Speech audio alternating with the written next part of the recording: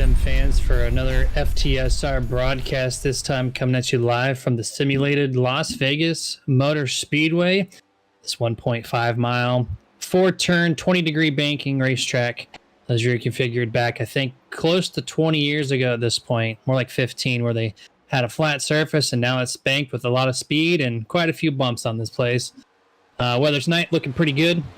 Partly cloudy, 65 degrees. On-track temp is 77, which is much cooler than most starts that we've seen this season. So these guys are going to love this extra grip. Hopefully they can take advantage of it, get themselves to the front, and get what they need to do out of these cars, get themselves in victory lane. My name, as always, is Jay Stan, and to my right-hand side for the pre-race this time around is our producer, Mr. Dustin Loxton. How are you tonight, my man? To help out if they can actually hear me. I'm doing pretty good. It's kind of a last-minute deal hopping in here. Unfortunately, KB, his power company decided they just did not want to function today. They were going to take the day off, so he's currently, along with a lot of other people, without power. So I am up here with you for pre-race to kind of give you a little bit of a break before you tackle this this event here. But tell you what, it should be a good one, though. Las Vegas always poses some good racing. Especially with these guys, these full throttle sim racing guys, going to be a really good race. I expect long green flag runs on it. I expect it to probably stretch out. I see long runs coming in. You're going to see who's got the long run car and who doesn't. I like this track in particular because turn 1 and 2, there's a lot more bumps on the bottom, and so it shifts the guys up toward the middle and upper half of the track. So you'll see the groove really widen out in turns 1 and 2, 3 and 4. It's hit or miss. You might see more bottom feeders on that side of the track. This track has a bunch of character, so you have to miss the bumps to get the ultimate speed out of this car. You got to make sure it's handling correctly, because if it's not, if it's a little loose and you hit one of those bumps, that could send you off into a bad night. Oh, absolutely. And especially, I mean, because they're going to be using the entire track all the way around. You're going to see them use that apron going down, through that, through the start-finish line. And you have to have a car that's going to handle right, and you got to be careful on that transition. You might see some drivers get loose on that transition going down there if they don't do it smooth enough or fast enough. And turn 4 is usually a pretty tricky turn coming off here, especially with these next-gen cars. I can see a lot of drivers possibly having struggles, especially on cold tires, so fresh out of pits, and on those longer runs, you might see some issues coming out of turn 4. Yeah, if you tackle a corner 3 wide and your name's Kyle Larson and you slide it up through the track and find someone above you, it makes for a really bad time. So I highly recommend do not do that, especially around this event. Too soon? Never. So yes, Jay Stan referencing the events that took place in the actual Cup Series between Larson and Bubba Wallace. But we will leave that there. Like I said, it's going to be good. These guys are winding down their series, Jeremy. You got a couple different battles that are going on regarding points. You got your 2022C points that are going on, as well as your overall points and playoffs. So, I mean, a couple different scenarios that are playing out here as we wind down with just four races to go. Yeah, Paul Bergoli, he's the rookie in this season alone here in 2022C.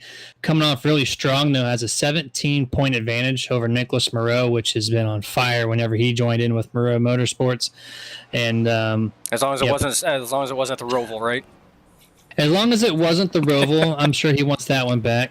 Absolutely. But this guy has 3 wins, right? He has not missed a podium position since the start of the season. And Nicholas Moreau's only 17 points back. He's only has 1 win, and he's missed a couple of the podiums. So when he does finish, he's really consistent out on the track, able to keep a hold just enough of Paul Bergoli. And you also mentioned the 2022 playoffs in general. Richie Coy does lead that by a whopping 7 points. That is over the number 67 of James Wallace, who's looking to kind of hold on to Richie, because Richie hasn't been as strong as late. So it may be something that James Wallace is trying to tackle through, and then his teammate Brody Hanna, 3rd place in the overall championship scheme, 17 points out. So that playoff system is actually a little bit closer right now than the actual 2022 C championship. Yeah, correct. Like I said, Fury Motorsports on the actual 2022 playoff system, holding 2 of the top 3 spots. Like you said, Richie's he seems like he's been having a harder time trying to get a handle since the start of this 2022 season, and it's a shortened season. but he's still holding in there strong. If anybody can get it done, it's going to be Richie Coy. Man knows how to win championships. He knows how to win races, and he knows how to be consistent. So, but like you said, the 2022 C championship, I mean, Paul Bergoli, we've been calling his name nonstop. Just going to start calling him Podium Paul. Like you said, we're 7 races, 7 podiums. He has not finished outside of the top 3. We have talked to him every single week. So, I mean, definitely coming on strong.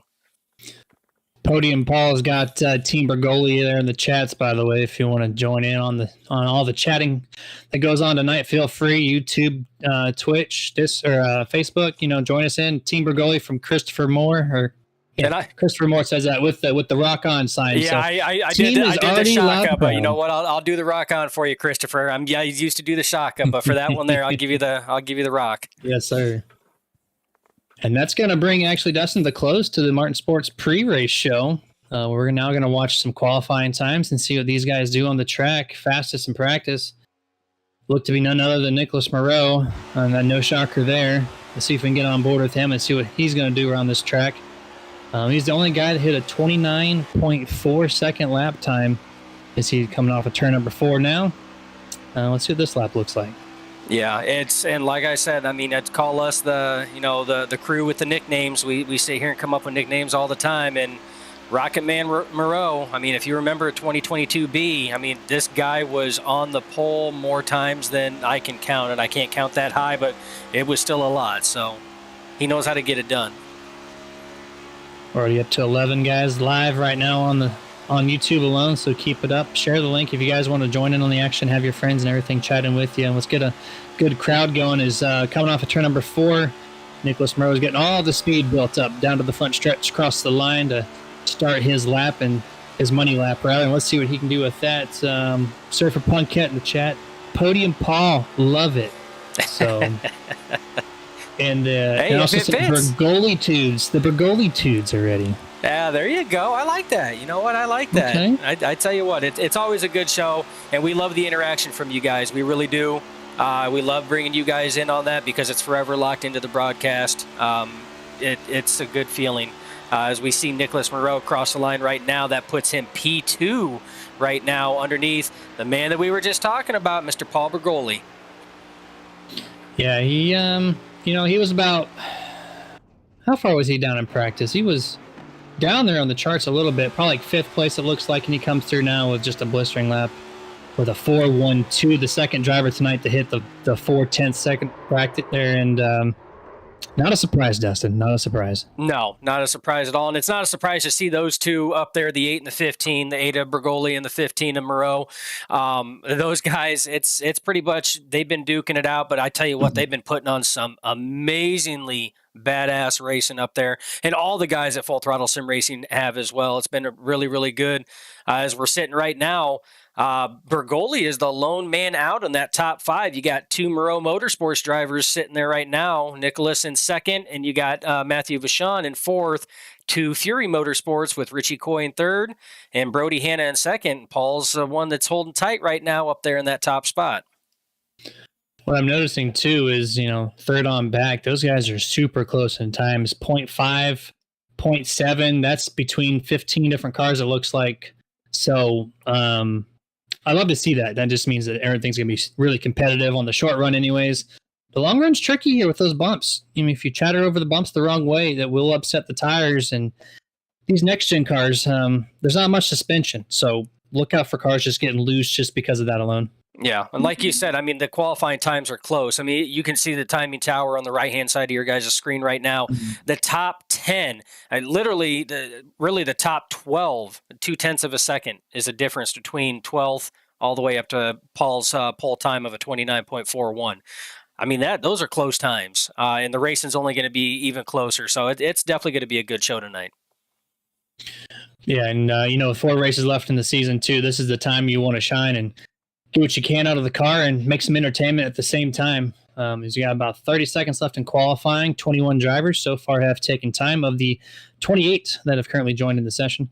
Let's see if anybody else takes time. And usually these suspects, Dustin, they're in the last 10 slots or whatnot. They usually don't take time. So this is not unusual, and it should round out this way in the next 20 seconds.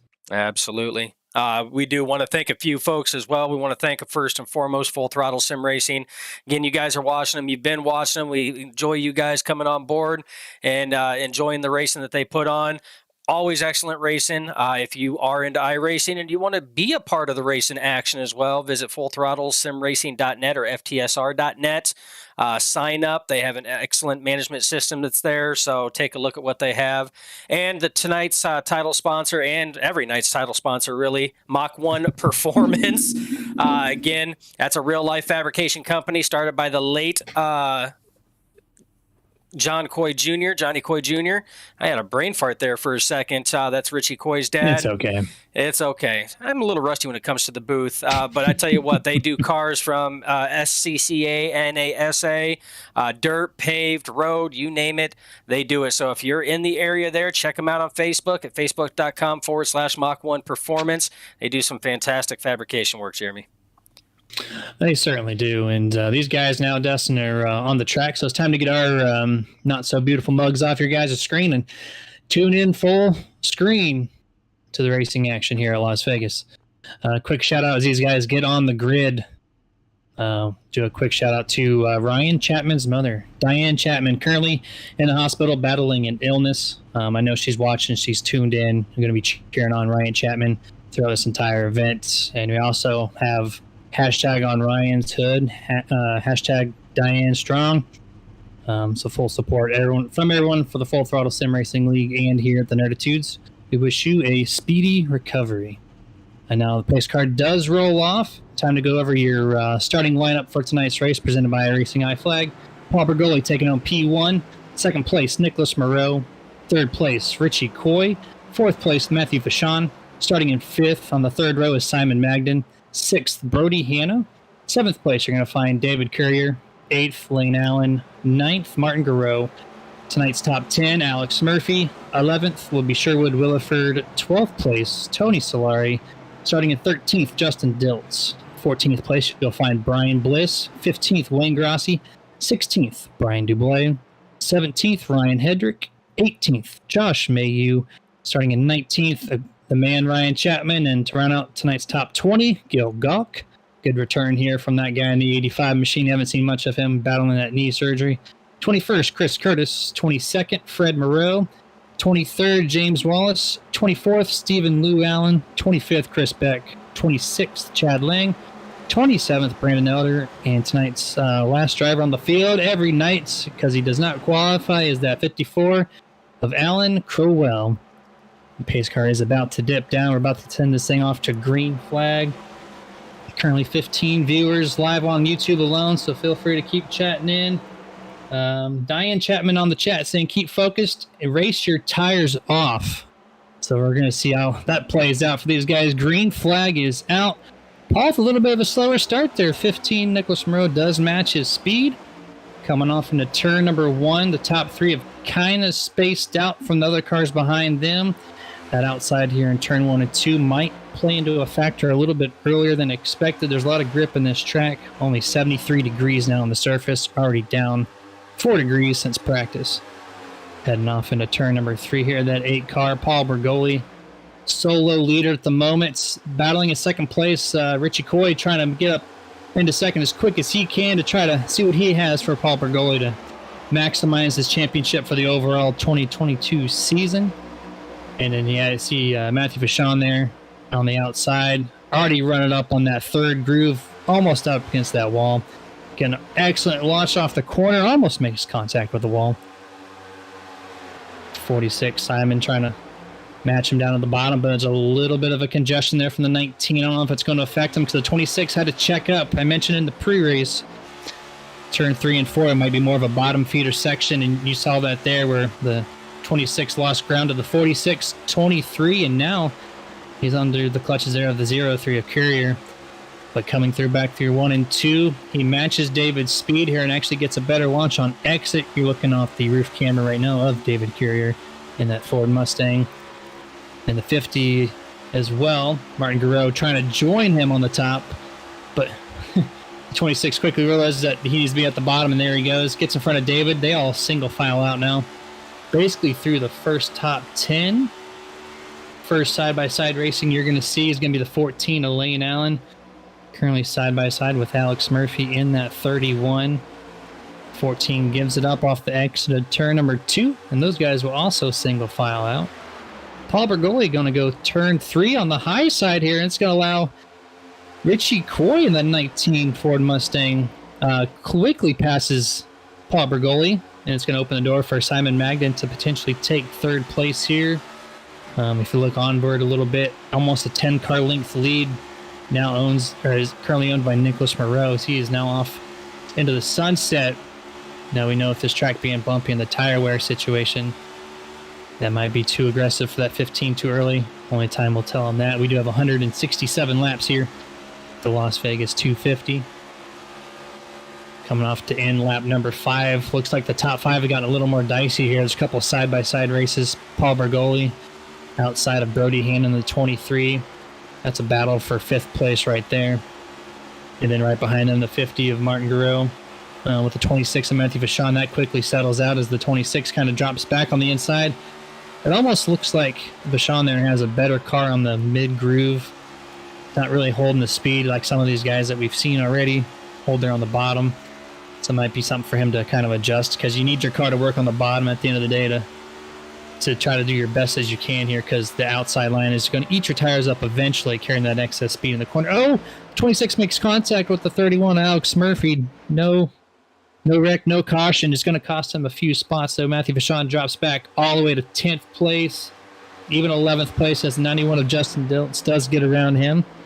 Cause a little bit of a scattering effect there, but quickly things go back to single file out all the way through the field. Closing in on, or close lap number 8 there. Nicholas Moreau out to a half a second lead on that 19. We haven't seen early speed from Richie Coy as of recently, but tonight at Vegas, it looks like he brought a different car with him. Looks like did some improvements this week, and that team's ready. Him and Brody Hanna both running solid. Brody just outside the top 5. He is kind of in a little pinch here with the 31 of Murphy and the 50 of Garreau. Coming up to lap number 9. She's still running the bottom side by side here. This track is pretty racy overall. And you see right here going through the middle 1 and 2. Brody's only by himself there. He's got 4 cars to the mid side, which I knew it was going to happen. I didn't think it was going to happen this early, but you know, these cars might move up to that 3rd lane as the run even progresses further and further on. The partly cloudy situation is definitely helping the grip levels on the surface. Temps back up to 75 degrees on the track. These guys cross over for lap number 10. Nicholas Moreau jumps out to a 7/10 of a second lead over that 19. Simon Magden still right on the back bumper of Richie Coy here, as the top 3 have kind of spaced themselves out. Paul Bergoli now currently running in 4th place. I think this is the pace that Paul wants to run. Usually we see him out there in the front, but right now, the number 8 machine, I think he's just going to take it a little easy, not going to try to race those tires off, as Diane had said earlier in the chats. Maybe try to take good care of them. I would imagine the pit window is right around 40 to 50 laps. We'll have to see if that plays true or not. You know my playbook's never 100%. 31, Alex Murphy dropping back a couple positions. He had a check up there through 1 and 2, overshot the entrance at turn number 1. Really slid that entrance and came off exit and had to lift a lot. So the 03 David Courier goes around, 50 and Martin Garreau goes around him. Brody Hanna now shooting to the top, open the door for everybody else on the top to kind of go around. And the freight train, you're already kind of seeing on this mid-groove, and Brody actually going to go 3 wide here with the 50 and 31. Enough room to do it at Vegas, and they do it cleanly. 31 does drop back, loses both of those spots. Now the 26 as well, with Matthew Vachon going to go right through that open door as well. It's going to drop back that 31 back to 10th place, it looks like, as they come to the line this time. Heading back up to 2nd place, Richie Coy, Simon Magden. They are side by side for that 2nd place position. A little bit of a breathing gap between them and the leader in 4th place, so no real worry of losing in position there. 46 of Simon showing some excellent speed early on. Able to clear the 19 off of turn number 2. Did it with ease too. So I'm really excited to see the Simon Magden trying to get up here and try to get that podium position, I think for the first, if not second time this season. One of those drivers to keep your eye on as the season comes to a close. He's been getting faster and faster. That 46 machine, I've been calling his name a lot more up front. There's a good reason so. But after that pass, you see the cars behind them, the 8, the 03, the 23. They have now closed in on the back bumper of Richie Coy as we're coming up to lap number 15. Could we see some tire wear issues early on? Maybe that 19's running a little tight, and that's why everyone's able to get up to these guys. Simon Magnan gets a little loose in front of Richie Coy there off of turn number 4. It's going to check him up. Allow the 19 to shoot to the bottom and try to regain that second place. Richie Coy does get it by 2 1,000ths of a second that time around at the start-finish line to come into lap number 15. Number 8, Paul Bergoli, goes to the bottom as well to try to take advantage of that. Richie runs a little tight there, and it's going to allow Paul to almost get underneath the quarter panel of the 19. It looks like he's going to make that effort here in turn number 3. Simon going to the third groove, almost a 3-wide situation. As you see, turn 3 and 4 actually trying to widen out that groove as much as possible. The 46 did have to check up quite a bit, though, on corner exit. He lost spots to Brody Hanna, David Courier, and Matthew Vachon. This is going to drop that 46 temporarily back to 6th place, and Wayne Grassi started in 15th. Now currently running in 8th. He's going to pass the 46 for 7th. Courier slows him up. He's going to pass Courier as well. That's going to bring Wayne Grassi all the way up to 6th place as they cross the line here for lap 17. Richie Coy, Brody Hanna, 2 teammates. Those guys are now side by side for 3rd place as Paul does get around both of them. Paul's got a lot of work to do to get to Nicholas Moreau, who's currently now got a 3.5 second lead almost. He's got some crazy speed underneath that 15 Chevrolet Camaro. Brody Hanna does get around his teammate. Looks like Richie Coy is just running a little tight right now when he comes down to the service of his crew a little bit later on. I'm sure he's going to ask for a little bit of a wedge adjustment to get that thing a little loose.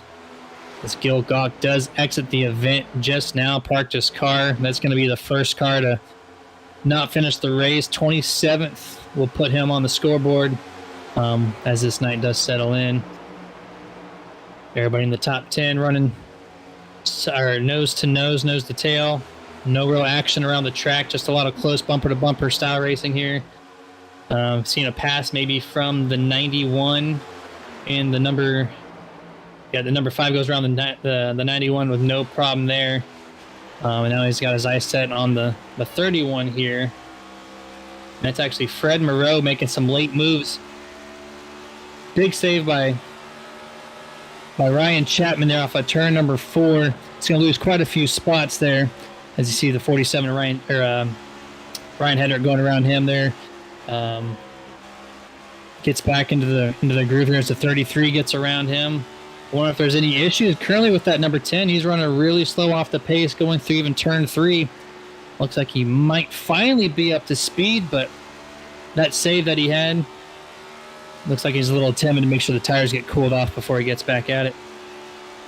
As I'm going back to Fred Moreau in that 5, we've seen him before. He came into this league last season, 2022B. I think it was Chicago. It was his first ever race.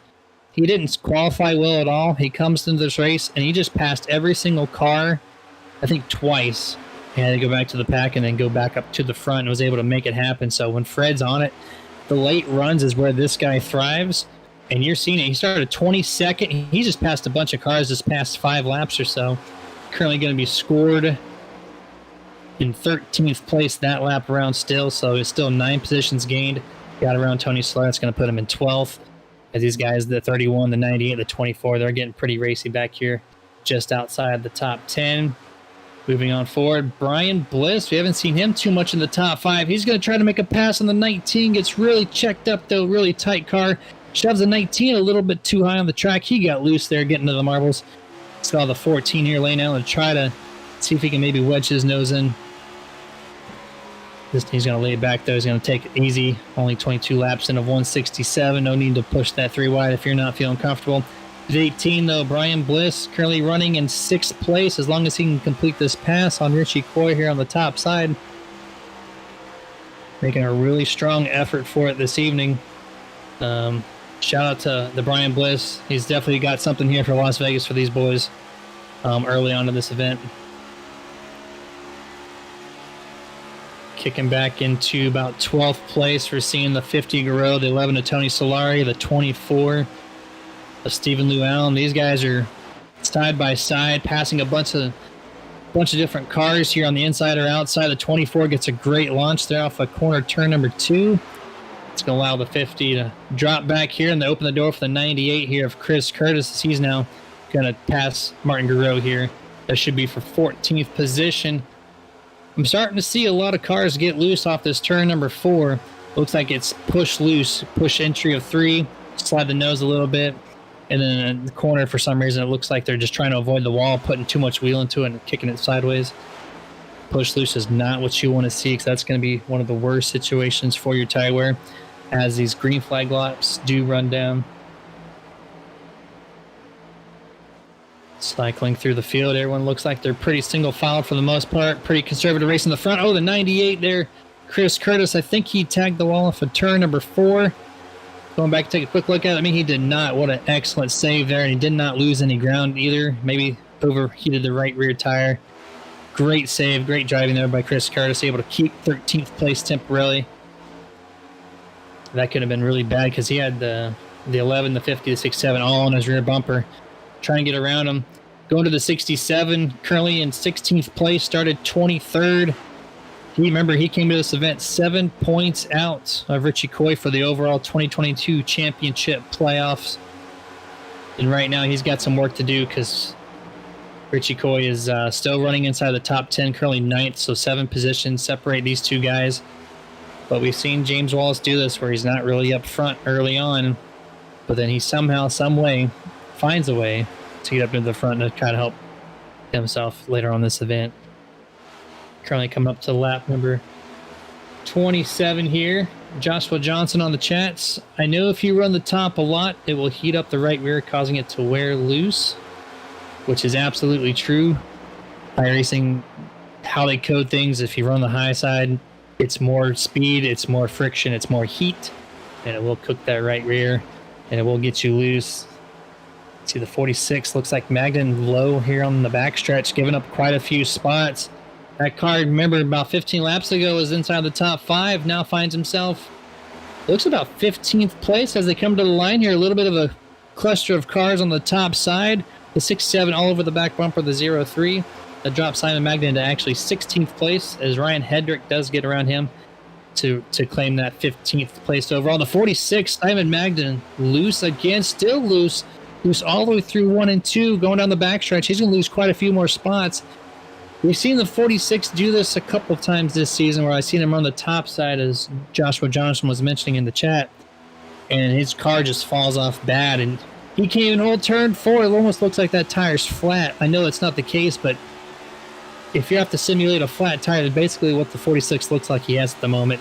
He's got to be screaming, I need to get to pit road. There's no way he's going to be able to hold on to this thing as he goes through 1 and 2. Very timid, still loose, running on the back bumper of him. Even right there, you can see it on the roof camera next to the turn number 2. A little left-to-right motion as he exits that corner. Comes through turn 3 and 4. He's got to really get that right rear cooled off as best as he can. He's got to baby walk this thing essentially through these corners for the next few laps. And he's only on lap 30 of 167. That's 137 laps remaining for this guy. And that's such a huge difference. 15 laps ago, top 5, and now he's currently sitting in 21st. Really off the pace with that tire situation. So I'm kind of curious to see when exactly he does come down the pit road. As these guys are kind of spaced out at the moment, we're going to take it to our first commercial break. We're going to go picture-in-picture mode. We'll be right back with you guys after a few short messages.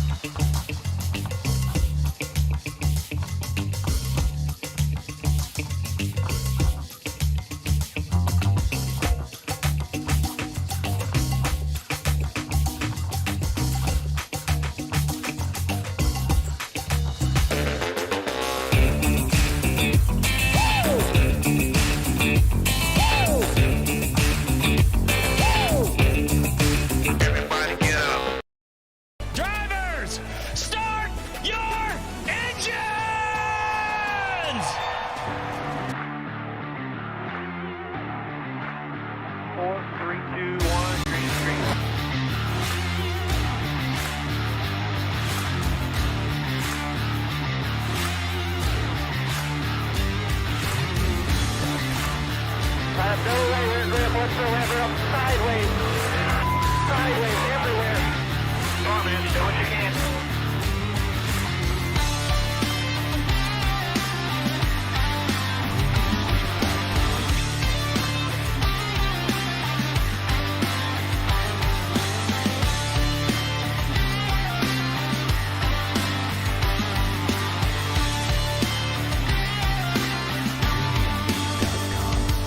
The vibration in this car is the worst vibration that I've ever had, and the shifter's broken again.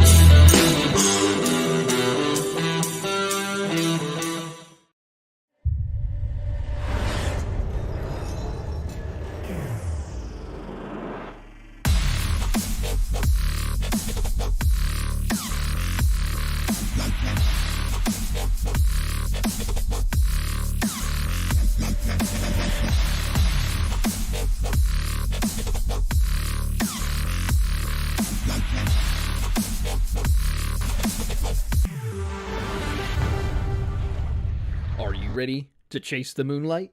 Community-based and talent-driven, Moonlight Speed Concepts has what you need to take your iRacing experience to the next level. Founded by passionate owners that care about the community and housing some of the top setup builders and drivers on the platform, Moonlight Speed Concepts offers custom paints, driver coaching, and setups for dirt, asphalt short track racing, and eNASCAR competition. Partnered with top brands in both real world and simulation. Follow us on Facebook or visit moonlightspeed.com and find out why these businesses chase the moonlight and why you should too. Moonlight Speed Concept, where all we chase is moonlight.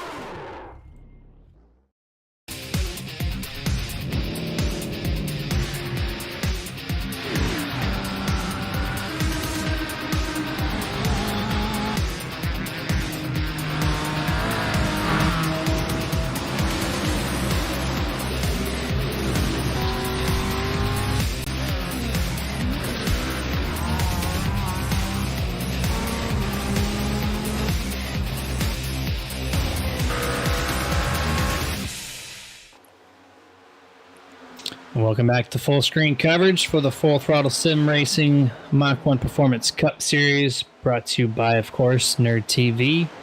Returning on camera here with the 19, gets crazy loose there off of turn number 4.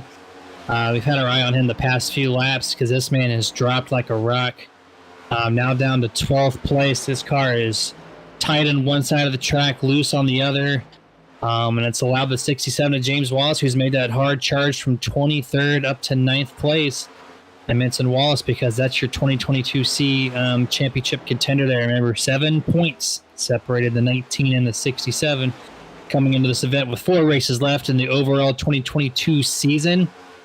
So if James Wallace can keep about 3 or 4 car lengths spaced out here, it's going to be a really tight 1 to 2 position difference heading into the final 3 events this entire year.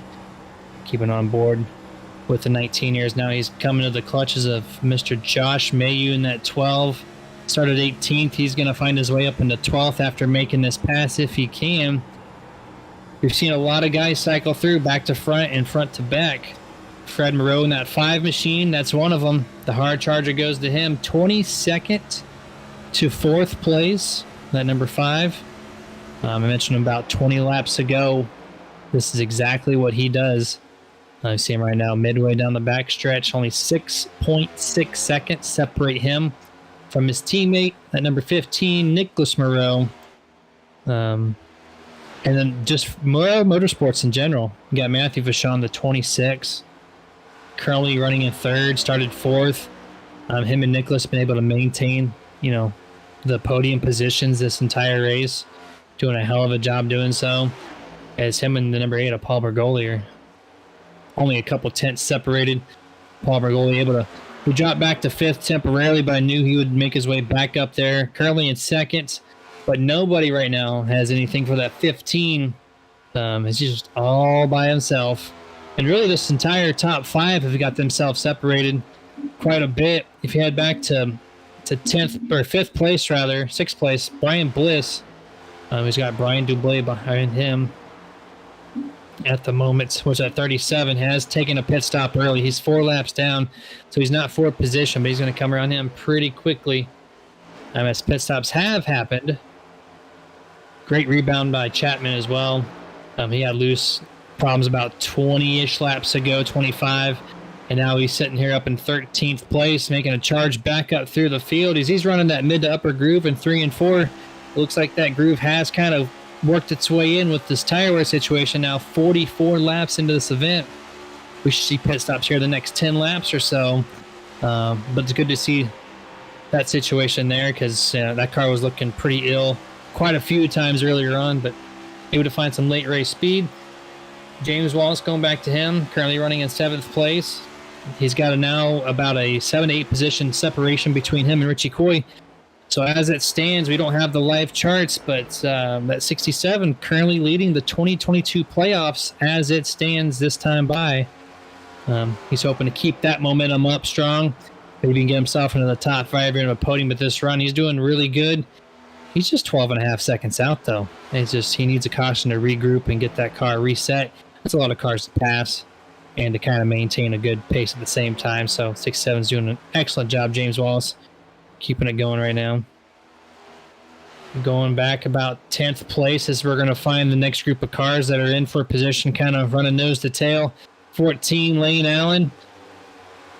Right on the nose side here of the 98 of Chris Curtis. This is for 10th and 11th. Curtis trying to get himself into the top 10, looking a little bit low right now as we're on board with him on his roof shot. Looking at the 14, but the 14 is going to get a good run off the exit of turn number 2, which is quite common.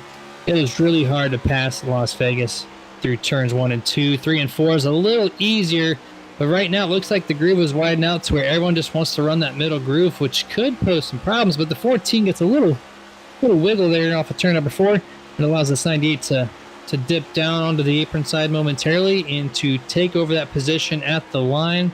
Move Chris Curtis up to P10, Lane Allen P11, and that's where you see Ryan Chapman. We just talked about him. He's already up to 12th, looking at 11th place here if he can get around this 14 of Lane Allen. Doing a pretty solid job, drives it in deep into the corner, able to hold the white line on the bottom. You see it there from the rear roof shot of Chris Curtis in that 98. We know he drove it in deep. The 10 was able to maintain the speed on corner exit. Now he's going to look below the apron to pass this 98. And the first caution of the night presented by Roasted Gems Coffee is out on the speedway. On lap 48, it looks like we have a car heading to the wall to number 11. Tony Solari, they're in that Menards Ford Mustang, backwards on the front catch fence here. As they came off into a 3-wide instant, you caught the tail end of that. We'll definitely get you a secondary shot of that. Come up turn number 4. It was the 0-3, the 50, and the 11. All met up in the same spot here for the most part. Looks like the 11 actually got clipped by the 50 as he came down the track just enough. Sent the 11 deep into the wall. I see some smoke coming off the car. And we're going to go slow motion here. There's the action. Almost looks like the 50 came down a little bit and the 11 thought maybe he'd give him more space. So just natural miscommunication when you're 3 wide because you don't know those kind of situations, what your car is going to do. And right there, it caused damage to all 3. And I think the worst on that number 11 is he's just grinding the outside wall with his driver door. Hits the wall a couple times there. Hopefully it didn't break anything. You know, these next-gen cars are kind of fragile, so we'll have to see what that looks like. As he enters pit road here. Pit road is now underway. See who's going to... I know everyone's going to be taking 4 tires. Who's going to make the best pit stop? Who's going to not going to overslide the stall? Keep an eye out on our race leaders. Especially Nicholas Moreau has the... Actually, Paul Bergoli has the best pit stall P1 from his qualifying time. He just has to roll a little less than that 15 to beat him off. The good thing, though, is that green cone is way down there on pit road exit. I think that might be enough for the 15. Can still make do, and there we see it there. 15 is going to beat him on by 2 car lengths there, car length and a half, right around there. Then Fred Moreau going to resume in P3. He's going to be starting on the inside, right behind his teammate there, Mr. Nicholas Moreau. As we're under caution here for the first time this evening, I'd love to give a quick shout out to one of our partners, this time at iRacing iFlag. It's the iRacing standard for open source race marshalling lightboard system. It's a lot of words that just mean this little 4x6 3D printed unit sits on your desk and it gives you all the iRacing notifications directly, super visible to you. It's not like that little icon that the iRacing gives you. It's a really bright system. It looks like the lights on the catch fence. It's not going to make you miss your action because you know exactly what's going around you with how bright this thing is, and it's really cool. It's one of a kind product. So if you're looking to complete your sim rig, head over to iRacingIFlag.com. Make sure to use Super Nerd at checkout. That's going to give you 15% off anything that you purchase from iRacing iFlag. And also, new to the lineup here, Nerd Swag. I'm looking forward to this. This has been a long time coming here. Martin Sports at martinsports.gg does all of our apparel now, and it is spot on. So as it reads there, are you nerdy? Now look the part with some stylish nerd swag. Visit swag.nerdertudes.gg. That store is live. You see that shirt there? That's our official jersey. I'm wearing one now. Those gloves, you see there just to the left, those are fresh off the press as well. Pick yourself up a pair. It's the best sim racing gloves, and now you got our logos on it. So if you love our product and want to support both ends, no better place to go to swag.nerdertudes.gg. So we got about a lap and a half left in this caution session here. It looks like the 91 David Courier, or not David Courier, sorry, that's Justin Deltz. I think he's taken the wave around. Also with the 44 of Chris Beck and the 37 of Brian Dublé, I do expect all three of these guys to shoot around the pace car when it does cross the line for 1 to go. Then we'll see Nicholas Moreau advance back to P1.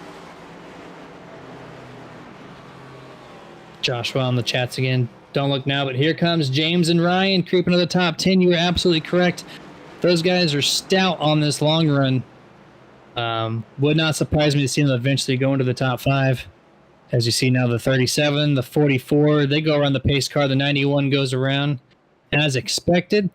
That's going to bring everybody else behind the pace car with less than 1 to go if we go back to green flag racing.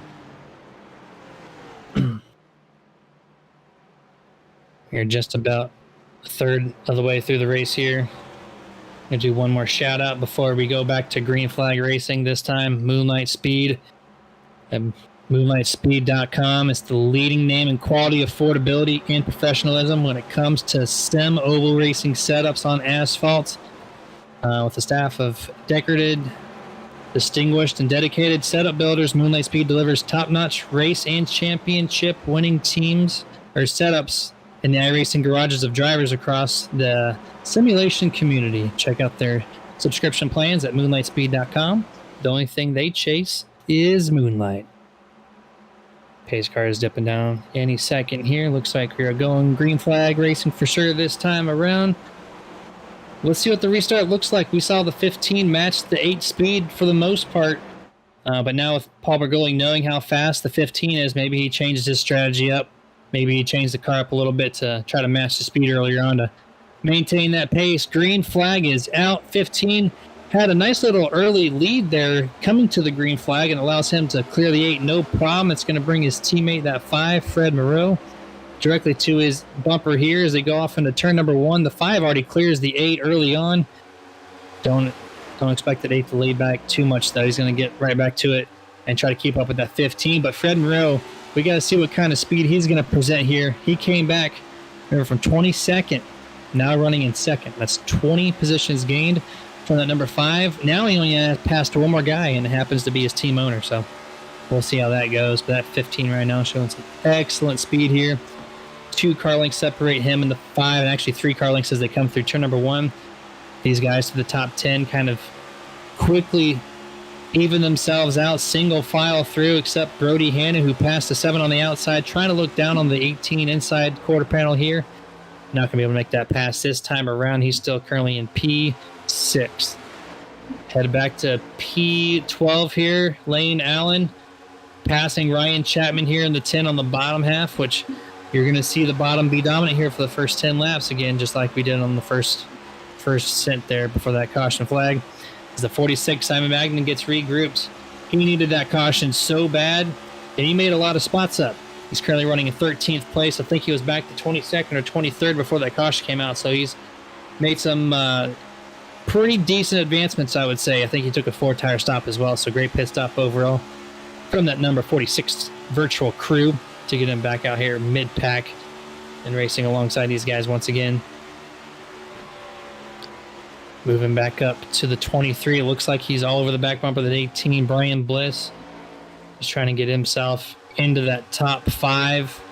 Top 5s are important when it comes to points, especially 23. He, remember, as well, he's 17 points out of the overall 2022 playoffs. So he also needs to advance where he can. And right now, out of the 3 drivers really in contention of that playoff position, Brody Hanna is the highest running one, being in position number 6. 10th place is we're going to find Richie Coy. Remember, he's leading the 2022 playoffs. And then the 67, James Wallace. I don't know, I'm not sure what happened on his pit stop. And remember all that work that he did to get himself, in that really good spot there. I think it was 7th or 6th. He's now back to 19th. As you see him on board or coming off of turn number 4 here from your TV camera. Not sure what happened on that pit stop, but 6-7 once again has to pass a bunch of cars to get back into that position. That's big. One caution changes everything, right? This guy was leading the overall playoffs, and now he's got to take another 50 laps probably to get back to potentially getting back to the lead. We'll have to see if the 19 made any adjustments, so on his machine to keep trucking ahead inside the top 10. Going back up to the race lead here, Brody Hanna. I'm not sure where this guy came from. He was just creeping to the top 5, and all of a sudden he shot out of a cannon, and I look away, and he's in 2nd place already. Just passed, I think, 3 guys through turns 1 and 2. Coming up now to 2nd place, and is about 5 car lengths away from the 15 of Nicholas Moreau. We know this 23 likes to drive hard, though. We'll see if that's going to play to his tire wear, and you're on board with him. When he made those passes here over, at least off the 5 here of Fred Moreau through the front stretch. Looks like he passed more cars a little earlier than what I thought. I expected 1 or 2, but no, he just clears him so quickly and easily over there. And now he's about 3 car lengths, I would say, behind the 15 of Nicholas. Really strong effort here. I'm really curious to see if this is going to play to his advantage or if tire wear is going to be that issue. We've already seen the tire wear woes from the 10 for a little bit. We saw the 46 really set that standard, dropping back, from 5th place all the way to 22nd. And the 19 as well of Richie Coy. Remember, he was inside the top 5, and then all of a sudden he had dropped back, I think the 15th or 16th, right around when that caution came out. So definitely take care of your tires here. Coming up on lap number 62, almost 100 laps left in this event. And you're basically seeing now who's the fast car, who's not. Expect that 5 to get back up there, but right now, I'm sure the man leading this thing, Nicholas Moreau, is excited to see this gap between him and his teammate, the 5 right now. He knows the 23 is doing a hard charge. He doesn't know if his tire wear is going to hold up, because this is his first time really inside the top 5 pushing hard. About 23. He's got a much wider exit than the 15 does. And you don't want to do that too hard off corner exit every time, because that will overheat the tires. But the good news for him is he's running that lower half of the track here. Kind of doing a really cool corner. We see the 15 get down early to that white line and hold it. The 23 does more like a wide angle entry where he's about a half a lane up. And then as he gets to the apex of the corner, that's where the 23 is his lowest. So kind of altering that run there. We'll have to see what that looks like going to 3rd and 4th place. The 8 and the 5 are side by side for 3rd place. Fred trying to hold on as Paul Bergoli is starting to get his tires in a spot where he likes them. And he's running that middle groove here, where it's a lot harder on the bottom. Let's see what happens here on corner exit. The 8's going to get a nice launch here. Not able to clear the 5. He's got a little bit of that side draft to keep him in position. Heads off into turn number 3. Still side by side for the entire lap, but if we look right behind him, this is kind of holding up everybody else. You see the 26, the 14, the 18, the 98, all within a blanket distance. As the 5 gets really close to the 8's door panel, getting all the side draft entering the corner, but he can't make the speed stick. That's allowed 8 Paul Bergoli to temporarily hold on to that position as he takes it over from the 5 of Fred Moreau, and it kind of backed up everybody else. The 26 now about 4 or 5 car lengths back of the 5. The 7 and the 18 now battling for 7th place. They are side by side currently with 98 of Chris Curtis at the clutches here, as he's maybe wanting to look 3 wide. Looks like he's just going to follow the 18 temporarily. And off into turn number 1. We're already seeing a lot of guys start to shift to that middle groove. It's coming a little... Oh, the 7. Wayne Grossi getting really close to the 18's door panel there on corner exit. No touch, no harm, no foul. These guys are still charging hard here. Side by side through 3 and 4. You're on board now with Chris Curtis in the 98. He's still remaining on that middle groove, following Brian Bliss around the front stretch here to be on lap 67. This is going to put us 101 laps away from the race ending lap, pending there is no overtime initiated. Going back up to the front, Fred Moreau, who currently fell back to 4th place. He's now about a car length back. It looks like he's found a little more speed after he let his tires cool off after that side-by-side running. He's back to the rear bumper of the 8. Maybe he goes to the top side of the track this time and try to pass him that same way that he just got passed a few laps prior. Bunch of cars outside the top 2, really in it for position. All really in a really close proximity. Nicholas Moreau and Brody Hanna are the 2 stars of the night so far at the 3rd of the way mark. 23 has fallen off a little bit though. Brody Hanna is now 7/10 back of the Nicholas Moreau, and this is exactly what I expected. Where Nicholas in the late running here just really, he pulled out to over a 4-second advantage over 2nd place before that caution came out. And now it's almost an entire second between him and the 23.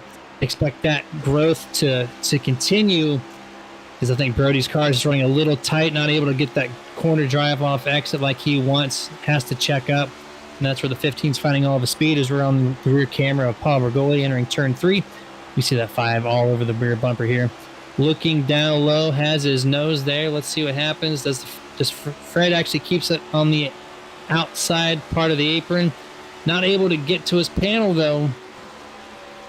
Have to reset. See if we maybe do it here in the next lap or 2, but he is definitely there. He's playing a little bit of that patience game. He knows his car is really fast on the long run, and why try to lose that by trying to make a move he shouldn't be making? Playing it nice and smart here. Going through the field, everyone's for the most part still single filed out. A lot of space between a lot of these drivers. Noticing James Wallace is not moving through the field as fast as what he did previous. That 67. Who's in that playoff championship hopes. Currently in 17th. He's only moved up 2 spots since the drop of the green flag, basically. And Johnson again, being our in-race supporter, so to speak here. Briefly talking with the team. It might be a fuel mileage race. They said they can barely make it on one more stop if it stays green. Could be interesting. That would be a good reason why we're starting to see the spacing out a lot earlier than what we did that first run. I didn't think the field window would allow it, but looks like you know more than I do because you're working with the team. So that's great to know. We'll have to see who tries to take advantage of a longer run here. It's very hit or miss. Sometimes you'll see the teams know they're going to do 2 more stops and they just go full throttle on it. Then you'll see the teams really back up and try to conserve for that 1 stop. Typical 1.5 mile track. I am not good at the strategy call, so I'll let you make that call for sure. Getting pretty racy still here, just inside the top 10, 98. Just temporarily had the 19 underneath him, but the 19's already getting really loose there, Richie Coy, as he is just continuing to have the long run woes. And we're only 20 laps into this run here, it looks like, and the 19's starting to Feel a little bit of that push loose sensation. What I was noticing earlier in the first, or the later half of the first stint, rather.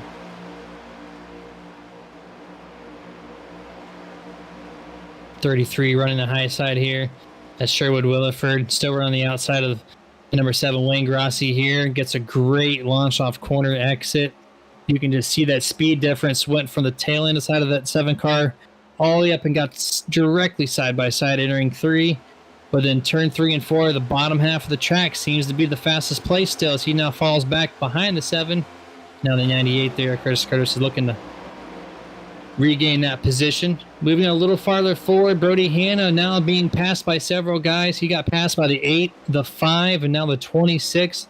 Brody Hanna currently now sitting in 5th place. Or actually, the 8 has dropped back. Excuse me there. He is the next car rather to pass the 23. And that's going to put temporarily Brody in 4th place as that long run is starting to set in. That hard charge he made earlier, it looks like he's paying the price for it at the moment. Still running 4th place, though, which is excellent compared to his teammates at the moment, at least Richie Coy, who's currently battling here in 10th place. So it looks like Brody has a little bit more of a setup, a little more of a car. It's got something going right now at 23.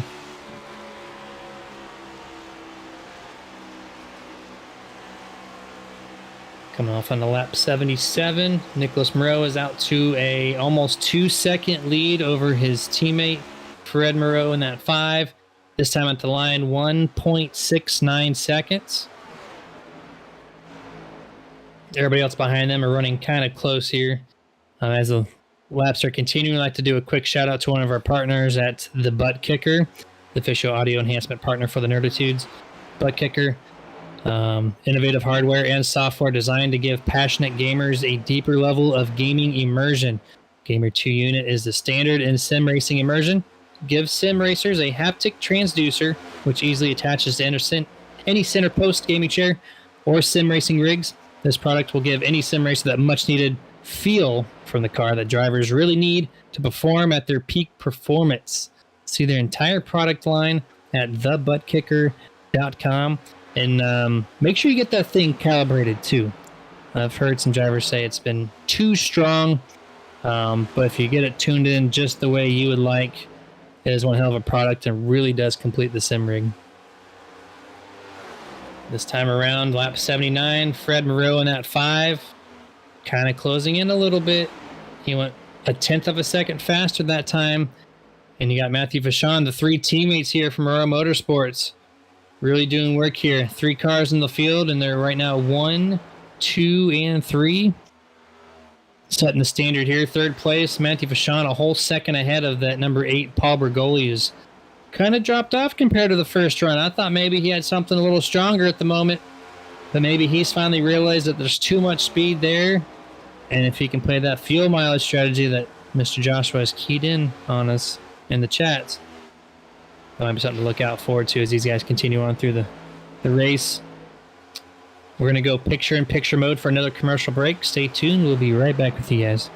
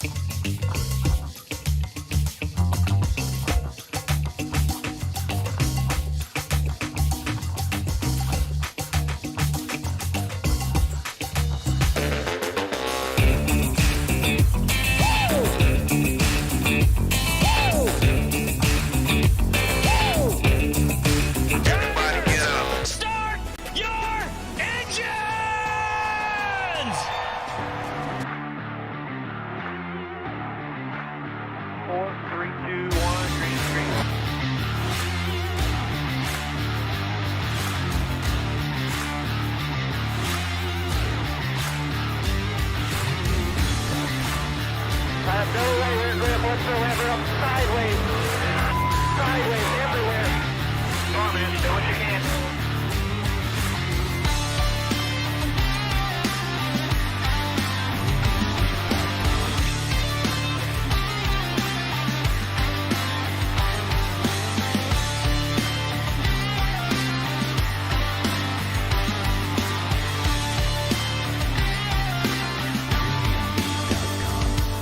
The vibration in this car is the worst vibration that I've ever had, and the shifter's broken again.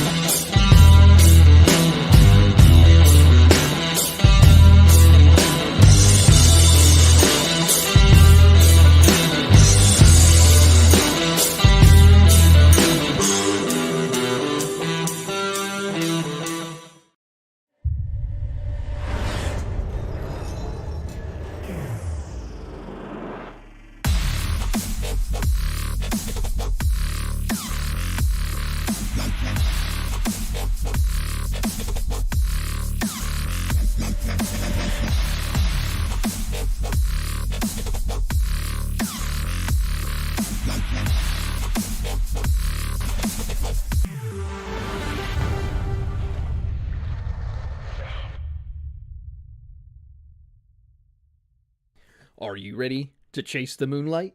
Community-based and talent-driven, Moonlight Speed Concepts has what you need to take your iRacing experience to the next level. Founded by passionate owners that care about the community and housing some of the top setup builders and drivers on the platform, Moonlight Speed Concepts offers custom paints, driver coaching, and setups for dirt, asphalt short track racing, and eNASCAR competition. Partnered with top brands in both real world and simulation. Follow us on Facebook or visit moonlightspeed.com and find out why these businesses chase the moonlight and why you should too. Moonlight Speed Concept, where all we chase is moonlight.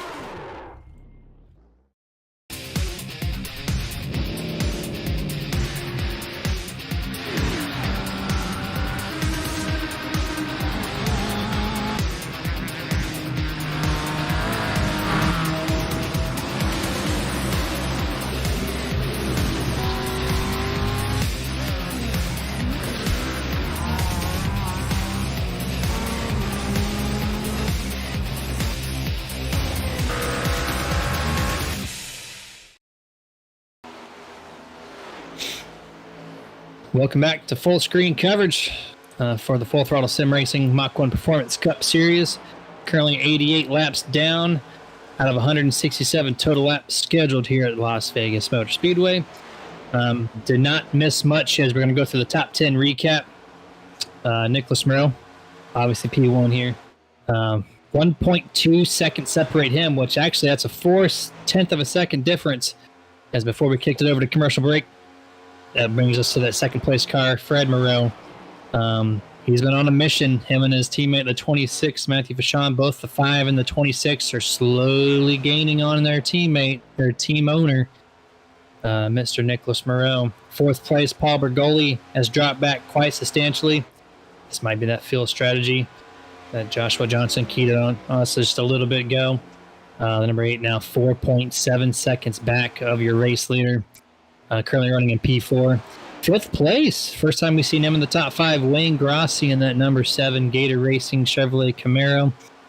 Running a pretty stout second stint here of the race. Finding himself in the top 5. 10 positions gained since the drop of the green flag. Right behind him, the 18 Brian Bliss. I think that's the best race we've seen from the 18 machine all season long. Glad to see him back in the upper half of the field, doing some awesome work here, running the bottom, running the middle groove. He's got a stout car for sure. Let's see if he can keep that up here for another 70 some odd laps. At 7th place, Brody Hanna. He was one of those guys that drove it really hard the first half of the second stint of the race, and his tires have finally given up, and he has dropped back substantially all the way to 7th place. Which brings me to the next person, the 33 of Sherwood Williford, keeping it going in the top 10. This guy has found himself in the top 10 more times than not, and this race is no exception, running a pretty solid race himself, keeping his nose clean out of trouble, just doing what he can. 14, Lane Allen. He's been bouncing around a little bit between the top 5 and through 15th place, but right now he's finding himself basically where he started the race rather. currently in 9th, started 8th, so he's only lost 1 spot, but still running in the top 10, so it's impressive nonetheless. And to round out the top 10 so far, just got taken away from Richie Coy. That's going to be Chris Curtis in at 98, AC Delco Chevrolet Camaro, currently running directly side by side with Richie Coy. They're coming over through lap 93, headed to lap 94, and that's going to be your Mach-1 Performance Top 10 recap, as we're a little bit past halfway through this Las Vegas 250. 4 races left, including this one left in the overall 2022 season for the Full Throttle Sim Racing Series and the Mach-1 Performance Cup Series for that matter too. If you guys are looking to join a league, you've guys seen some awesome numbers here, some awesome racing through FTSR.net. They have 3 series right now, and when they come to the season end, they have a couple of fun series, I think, planned for you guys. They're still trying to debate on what car track combinations, but it's going to be a lot of fun. So make sure to join in FTSR.net. Richie Coy and Chris Curtis still side by side for 3 laps consecutive here. They're on lap 95.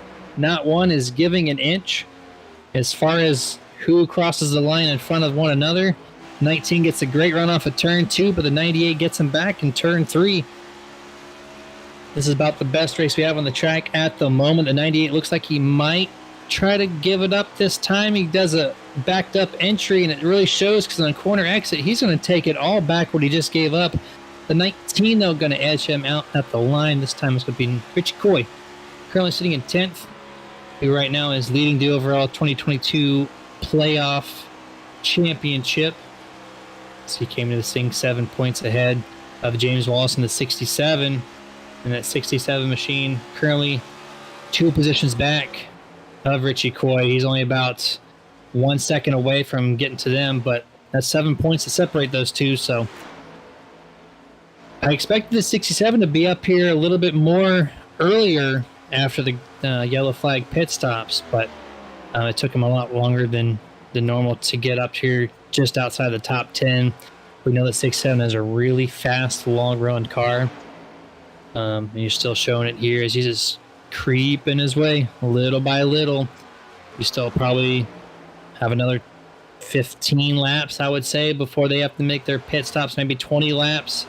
We know fuel's tight right now, so I've not seen anybody come down pit road, really, that's been running up there in the top 10, top 15, so that kind of tells me that most drivers believe they can make it on a 1-stop run here. If they had to do it in 2, I would imagine they would have come down by now to get those tires. The 98 makes a shot to the inside there. 19, Richie Coy gets pretty tight off corner exit. It's going to allow the 98 and the 19 once again. The same image we've seen for the past 10 laps. They're going to go side by side once again. 67 is now there because so. And it potentially could be a 3-wide race here as the 98 dips down. Gets that advantage on the apron. Banking transition, heads off into turn number 1. The 67 clears the 19, no problem. And he's also going to take a attempt at the 98. Just a little too tight, a little too heavy on the throttle on corner entry. He's going to have to back it up. 2 car lengths now separate the 98. And the 67 is Richie Coy now. For the roof angle of the 67, you're going to see him try to regain that spot. But I think that 19 is just a little too tight. Coming off of turn number 4, really shoves it up to the wall. 67 able to keep it down middle of the track and able to keep the same speed here. A little more tire rotation, but he has more grip to give up, so that's why he's able to do it. Turn 1 and 2 is tricky though. You see the 6-7 get a little tight, just can't get the throttle down like the 19 can of Richie Coy. Temporarily, 19 is going to hold on to that spot for P11. Moving back up to your race lead, the Moreaus, only a half a second, just over half a second, separate the 15 and the 5. 1 car in the middle, the 37, that is not for position. That is a lap down car, Brian Dublé, who's currently 5 laps down, will be 4 laps down this time by as he passes your race leader to get his position back. In that sense, 15 actually gets a little loose there off of turn 4. It's got that number 5 of Fred Moreau to really close in, gains 0.3 of a second just on that corner incident alone. It's going to bring the 5 right there. As now we're going to have a battle for the race lead here, probably the next lap or 2. Outside of that, Matthew Vachon in third place. He has fallen off. Fred Moreau has taken off from him as the 26 is kind of staying stagnant.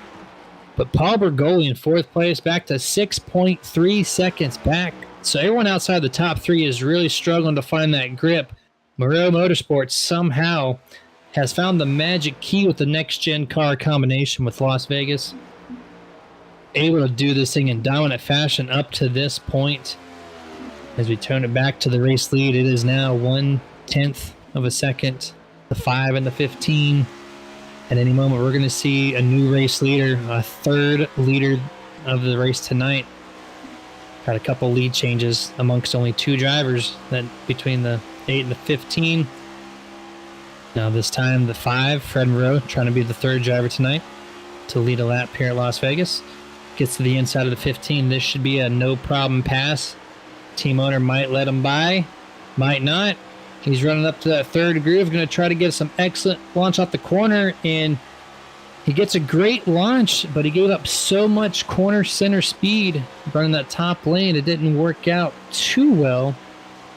He's going to try it again in 3 and 4, which is a little bit harder to do, and you can see it right there clearly. The 5 gets around the 15, no problem there on corner exit. New race leader, third leader tonight.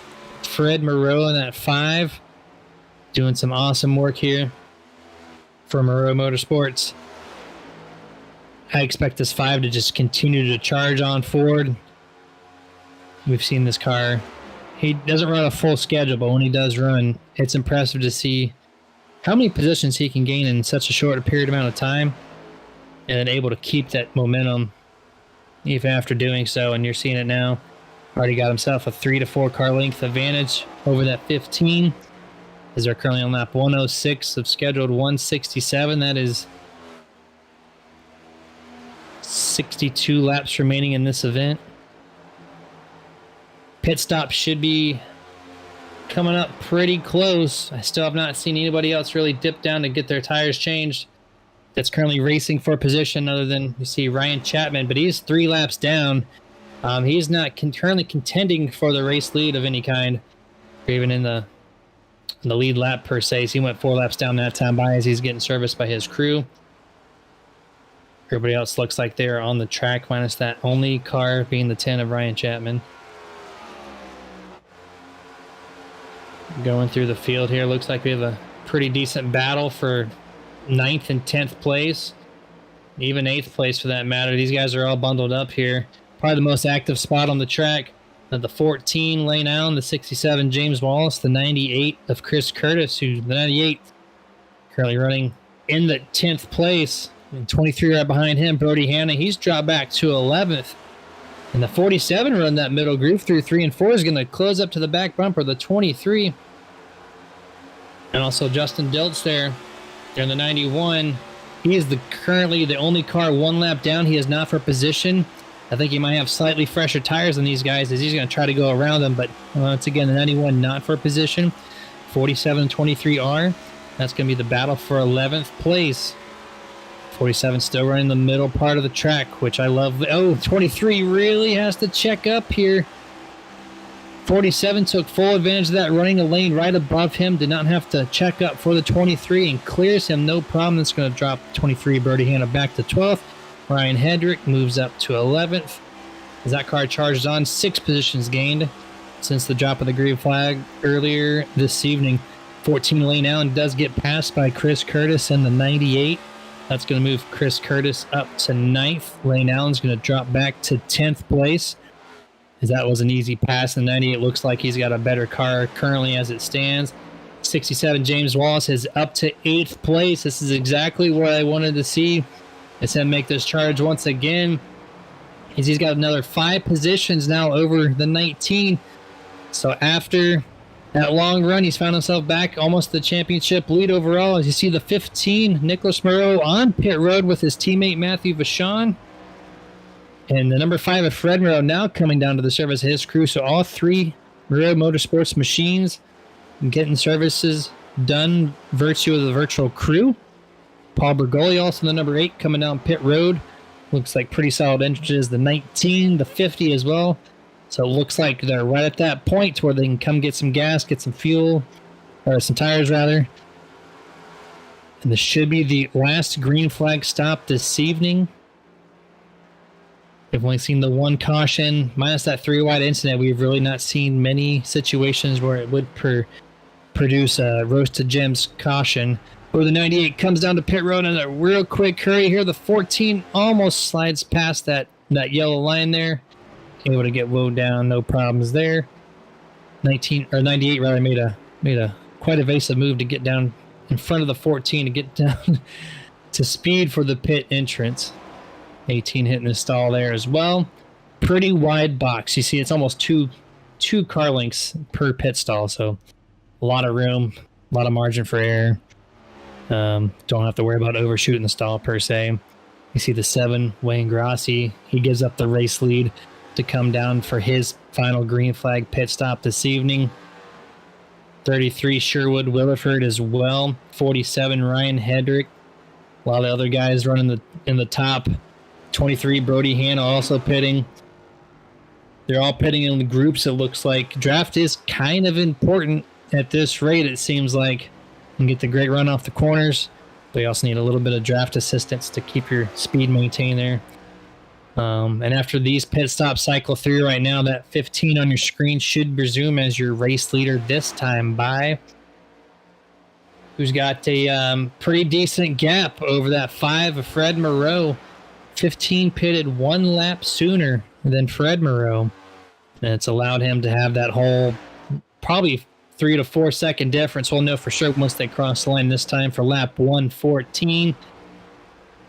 Nicholas Moreau has a 3.6 second advantage over his teammate. And that's a 1 lap difference. So either a slower stop by the 5 or a really solid entrance and pit crew stop from the 15. Either way, 15 got the job done and has a little bit of breathing room. Can save those tires a little bit more, wait for the 5 to get to him, and then maybe keep him separated. Going back to the 26, Matthew Vachon currently dropped way out of the pace here. 1 lap down in P20. I think he got tagged for speeding. We're going to go back and verify that for sure. I just watched him make his pit stop, and that's indeed what happened. 26 got tagged for too fast entering pit road. Had a 30-second hold under green flag situation for speeding. So that put him right now second car 1 lap down. The first car 1 lap down is the 03 of David Courier, who is about almost an entire front straightaway separation. But we know that Matthew Vachon is going to come through relatively fast and catch that 03 to get himself in a lucky dog position. That's the only thing you can hope for at this point. He's so far behind the 26 is. He's going to need to get around that 03 and just maintain and pray that we see a caution. Back to the race lead.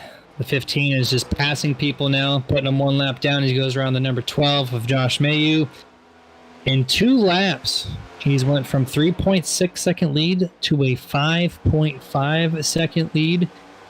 Not sure why the huge fall off for the number 5 machine right now, but that's a lot of ground being missed every single lap. If you're trying to save tires, that might be a little too much tire saving there. We'll have to see how that plays out through the next 50 laps. Paul Bergoli, 3rd place, 19.2 seconds back. And so the 15 and the 5 overall had a much better stop than most of these other guys. Paul was about, 4 seconds to 5 seconds back. And now he's all the way to 12.4. So he's got one of the cars to beat. Maybe not so much on the 15, but everybody else, I think he's got something a little bit better for him. If he can get cycle through and maybe get a caution on his as well. Wayne Grossi, the number 7, currently sitting in 4th place after the pit stops. Running pretty strong as well in that Gator Racing machine. Took him a little bit to get up to the front, but since he's been up here the past 30 laps or so, Wayne Grossi will be able to hold it pretty good off right now. The 19 and laying out in the 14, running really close. Also at the 67 in frame here. Really good 3-car battle for position. This is for 8th, 9th, and 10th. 67 running the top side like he usually does. The 19 running the bottom. Gets a great launch off of turn number 2. As we're on board with the roof camera of Richie Coy as he makes that pass on the 67 completed. Now he's got his eye set once again on that 14 lane now to try to advance his position up to 8th. We've seen this now twice where the 19 has had a really good short run, maybe like 15 laps or so before his tire wear starts to kick in. So hopefully he made some adjustments on that final pit stop to see if he can extend his run a little bit further on this green flag scenario, because we have right now about 48 laps left in this event. So say 98 behind them. Quickly passes the 67 really. So 67 I think is going to be on that strategy where he's going to save those tires and go 3 for 3 on just sweeping everyone here in the last 20 laps of the race if it does go green the rest of the way. You see the cloud coverage on the track, 72 degrees still. It says partly cloudy on the radar, but I'm going to tell you it's more just cloudiness. There's just shade all over this facility. 65 degrees in the air, so pretty crispy, cool weather, I would say, compared to where I'm sitting on the east coast of Florida, where it's like 80 degrees right now. So thankfully we got some weather cooling us off this week, but other than that, I'd much rather take that 65 degrees any day of the week. 98 right now on the back bumper of the 19. Richie Coy under fire for 8th place here. And the 14 also in that frame. 3 cars within just a couple of tenths. Pretty good racing. This is probably the best race currently on the track as we speak. 98 with some great runs on the mid lane. Almost looks like he took the arrow off the 19 a little bit, getting really close to his door panel, advancing. Currently just by a mere couple hundredths of a second, missed taking that. Actually, he did take that spot from Richie Coy, excuse me, but he's going to get chucked up here on corner exit. The 19 going to try to take advantage of the 14. A little slow on exit. 98 kind of stuck there, couldn't advance, had to be patiently waiting for turn 3 to happen, and now the 98 going to drive a really good corner exit again. A lot more space this time on the front stretch. So he clears almost gets clear of the 19. The 14 runs a little bit low to break the draft and kind of shortcut the front stretch. Allows him to keep his spot for another lap or two as the 19 does fall back entirely to the 98 there on corner exit. 98 up to P8.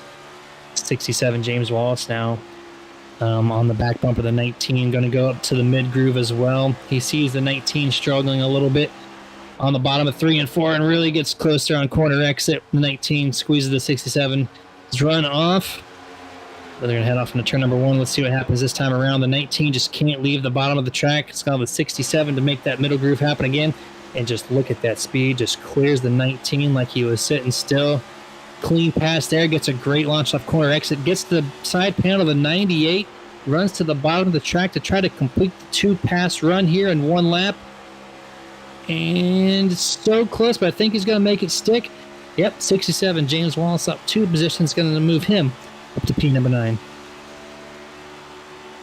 Excuse me, P number 8 there as he does get around them. 14 Lane Allen up to position 7. Still the best battle on the track at the moment. And then I want to key into the front of the pack here. Brian Bliss, 4th place, that number 18. Doing some awesome work right now. I think this is the highest position he has ran all season long. Finally got a groove here coming in late into the season, but found a groove nonetheless. Strong run here as he's got himself a half a second separation between him and the 7 of Wayne Grossi as they're coming up to lap number 28. And we're going to go to our final green flag commercial picture-in-picture mode. We'll be right back with you guys again after a few short messages.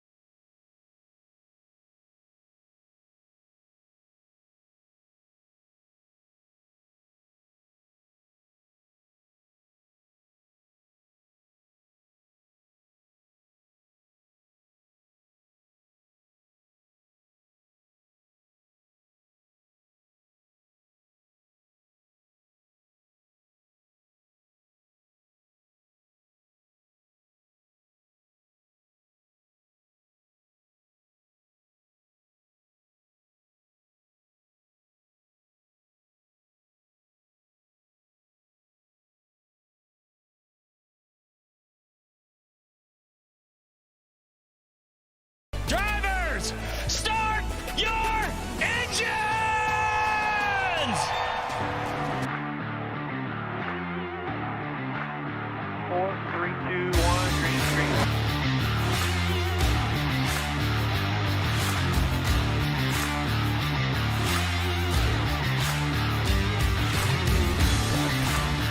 I have no right rear grip whatsoever. I'm sideways. Sideways everywhere. Come on, man. Do what you can.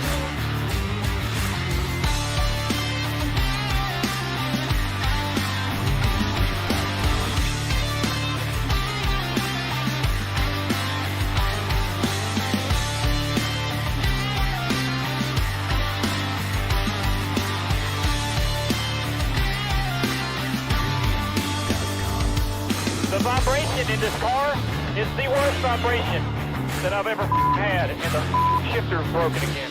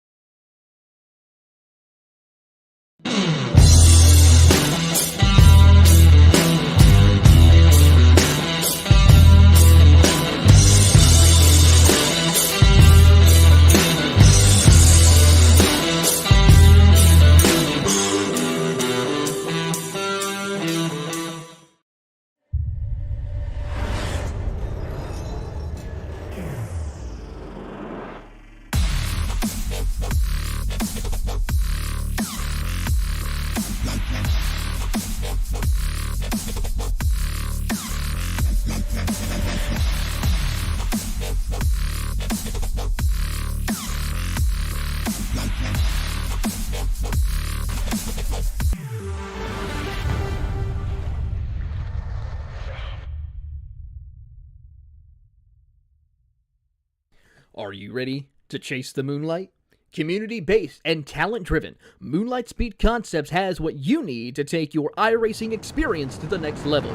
Founded by passionate owners that care about the community and housing some of the top setup builders and drivers on the platform, Moonlight Speed Concepts offers custom paints, driver coaching, and setups for dirt, asphalt short track racing, and eNASCAR competition. Partnered with top brands in both real world and simulation. Follow us on Facebook or visit moonlightspeed.com and find out why these businesses chase the moonlight and why you should too. Moonlight Speed Concept, where all we chase is moonlight.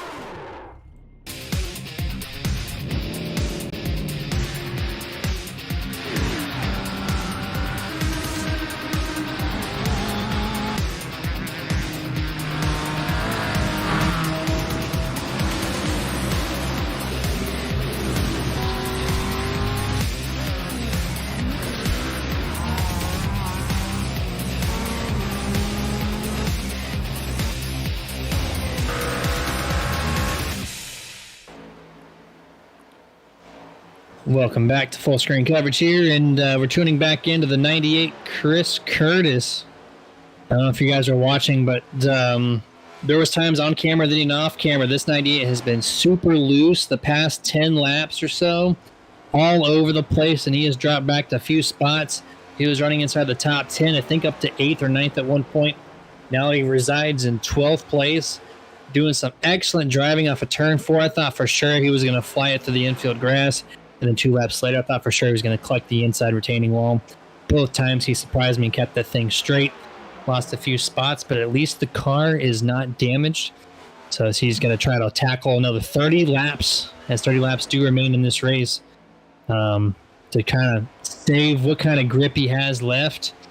Going to kind of recycle through the top 5, minus Nicholas Moreau, who's been on an absolute tear once again this run. 7-second lead over his teammate, the number 5, Fred Moreau.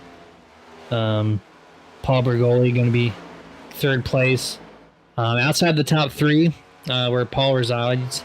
4th place, Wayne Grossi on back. That's where the action's kind of heat up. 4th place, 21 seconds back that lap, but then this is where you see like the 33 Sherwood Williford currently inside the top 5. Running a really strong race there behind the 7. He's kind of blinking in and out, so you'll kind of see his car camera do that. I don't think that's affecting the race per se, but he's definitely going invisible. That's not you guys just imagining it. 6th place, Brian Bliss. Been running a stellar top 10 performance basically all race long. Highest he gotten was up to 4th. Kind of faltered off just a little bit as this run continues to progress. 7th place, Lane Allen in the 14 has been there for probably the past 30-ish laps or so. Just been sitting quite comfortable there in P7. 8th place, James Wallace. That's that guy who's been making a great run. As the run does progress, that car gets faster and faster compared to everybody else's Delta. Expect this 67 to move forward a little bit more as he's got a few car lengths away from the 14, but right behind him, Brody Hanna in that 23 currently resides in 9th place. Right on the back bumper of the 67. He's been following him for quite a few laps now, almost in his wake of the draft. Just runs a slightly lower line, gets that advantage, and gets right behind him.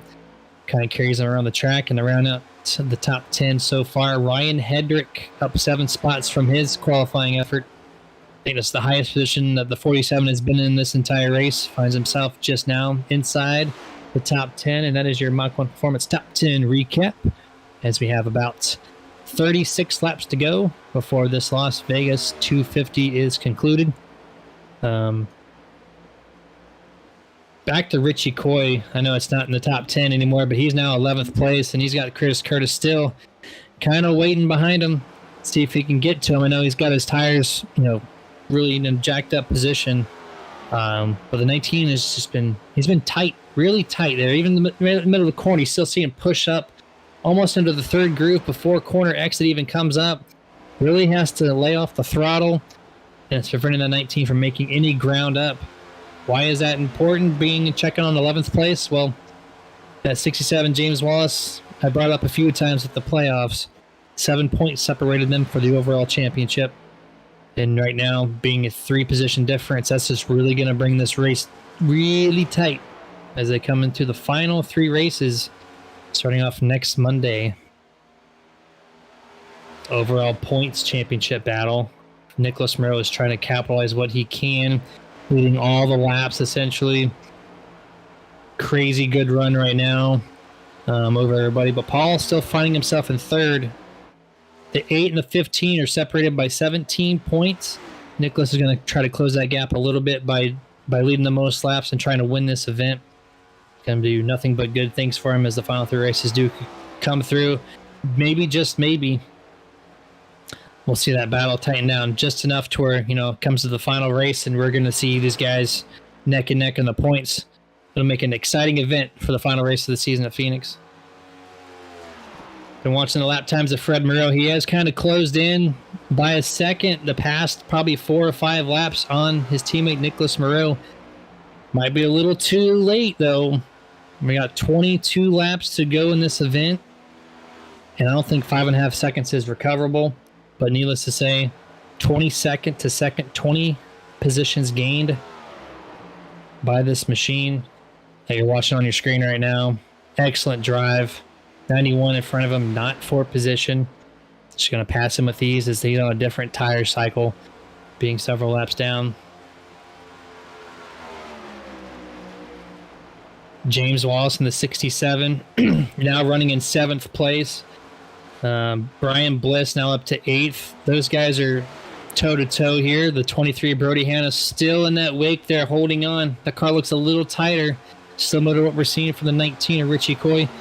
James Wallace, though, currently with that long run strategy, it's working great for him. So he did get around the 18, currently in 7th place, and he's got his eyes set for that 14 of Lane Allen, which I would expect that 67 to do at least get close to that car as the laps do come down to 10 to go and whatnot, just because that 67 just been blazing fast on the long run compared to most of these guys out here in the field.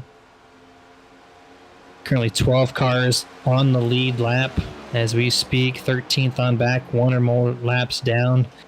This is where the tire strategy is really at its most. With a lot of green flag running, you see this spacing out. That's very typical for a 1.5 mile track. Who's got it, who doesn't? In Las Vegas, I mentioned in the pre-race, is one of those tracks that it shows its face more than others just because of the character of the track, the bumpiness, having to run the upper half of the track more times than not for speed. It does wear out the tires a lot quicker than some of these other 1.5 mile tracks. Quick shout out As we continue on through this, Sim Racing Points, the official truck series sponsor here over at Full Throttle Sim Racing. It's an all-inclusive league points management system that allows league owners and admins the ability to completely track their league stats and points with a simple upload. Sim Racing Points does not stop there. For the avid webmasters, it also allows for creation of custom widgets for any league website to fully display points, results, and more that easily update when results are uploaded. Just a few simple clicks of the mouse and any league can be up and running and looking good while doing so. Check out their pricing plans at www.simracingpoints.com. Also love to give a shout out to Roasted Gems Coffee. We've only seen their caution flag one time this evening. It's that coffee company that offer premium quality, ethically produced coffee gems from different parts of the world, coupled with delicious blends and flavors that'll make your taste buds melt with delight. Roasted Gems Coffee is the only place to quench your caffeinated coffee desires. They offer values to the coffee experience, with each order roasted to perfection upon order and shipped straight to your door for peak flavor. Whether if you want that mellow flavor with just a hint of caffeine to get your day started, or whether if you want your coffee so strong it'll show up on that drug test that nobody wants to take, Roasted Gems Coffee has you covered. And that's going to be at roastedgems.com. Super nerds at checkout. This time's going to save you 10% off.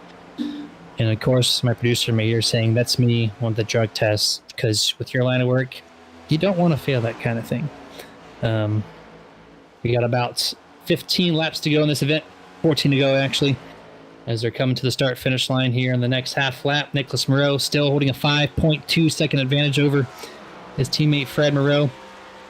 Paul Bergoli still remains in third place with a strong 5.5 second gap over fourth place, so I don't expect the top three to really shift positions at all. Even Wayne Grossi in that 7 has himself a 2.5 advantage over the 33 of Sherwood Williford now, as he's starting to fall off a little bit late into this run. So the top 5 are pretty much locked in, pending they can just keep their wheels on the ground and don't lose any traction. Behind them, though, 6 on back, the race is still going strong. Minus the 37 in the frame, who's now passing the 14. Everybody else is going to be for position. 67, James Wallace, who I mentioned about 10 laps ago. I said give him about 10 laps to go and he's going to be there. Well, we're at 12 laps to go and he is there, so he kind of beat my expectations just by a couple laps. He's now getting a great launch off the corner exit turn number 2. Going to run right to the back bumper. Does not make the pass effort, though, because that 67 loves the top half of this track and most other tracks. That's where he sets his car up and finds the most speed. Gets a great launch off of 4, which some guys just can't do that, but the 67 is able to make that happen. And you're going to see it go through 3 and 4 here. I expect nothing but just straight speed around this 14's door. As here he comes here on this onboard shot. Oh, he had to check up a little bit. Or the 14. 14 had a good drive. 67 just kind of overdid that corner entrance. Maybe he just knows that we're watching him and had a little moment there. But he's going to go right back almost to the third lane this time around. Coming to the line here. This time it's going to be 11 laps remaining for these guys. Let's see if this 14 can hold him off. This is the race right now. The race to watch. 6th place battle. Everybody else is spaced out enough, other than maybe 8th and 9th place Brian Bliss, Brody Hanna. There's still 2 car lengths separated from each other. You see them on your screen now coming through turn number 2. As Brody gets a good strong run here off the corner. Going to dive to the bottom here, the 18 entering turn number 3. Going to drive completely around the 18 as he's just a little too tight through the center. Cannot get the hammer down in time. Makes that pass happen. It's going to move Brody Hanna up to P8. As we have now 9 laps to go in this event. Leo just crossed the line that time. Still with a dominant 5-second lead. Nothing's really changing up in the top 5 once again. They all look like they're just sitting pretty for the end of the race. 67 and the 14. You see them on your screen now. They are now side by side. The 67 trying the bottom half of the track. Don't see him going down there too often. But he knows that's where the pass is most likely going to have to occur with the 14, because the 14 is just strong enough to kind of keep him at par on the top. 14 throws it in deep under the 3rd groove here. Haven't seen too many cars venture to that 3rd groove, and you see why the 14 went too high. got into the marbles. 67 now passes that Lane Allen machine. He will resume now in 6th place. Lane Allen drops back to 7th. 8 laps to go now in this event.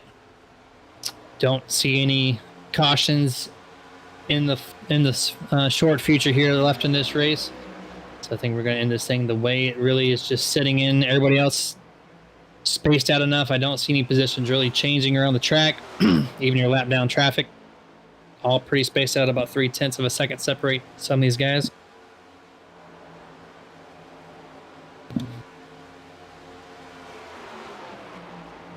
And keep our eyes out on these battles that we've been watching recently, like the 67 and the 14. I think this is going to be the main race to watch, other than the 19 and the 98. We're going to bounce between these two guys. I think there's only 2 battles left on the surface for the remainder of the race. 14 just can't get the drive off the corner exit like the 67 can, so I think the 67's pretty much locked into his spot right now in 6th position. Cycling back through to the 19 and the 98. Chris Curtis had worked on that 19 for the longest of times. These guys have now dropped back to 1 lap down here in the past 15 laps or so. So there's really only 10 cars on the lead lap, as we now have 5 laps to go in this race. You see the man on the mission right now, Nicholas Moreau, that 15 Transit Chevrolet Camaro. Just putting a schooling on these guys, as he's lapping some of the best on green flag situations. No wreck, just at a pure speed. He's got Richie Coy lapped down.